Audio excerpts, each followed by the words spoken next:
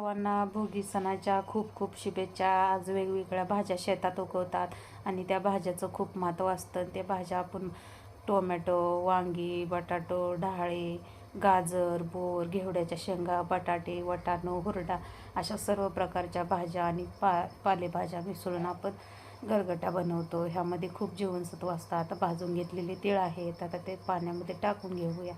सर्व भाज्या टाकल्या आणि ह्या भाज्या आपल्या परिसरात मिळतात. थंडीच्या दिवसामध्ये ह्या भाज्या उपलब्ध असतात आणि ह्या भाज्याचं विशेष महत्त्व दिलेलं आहे.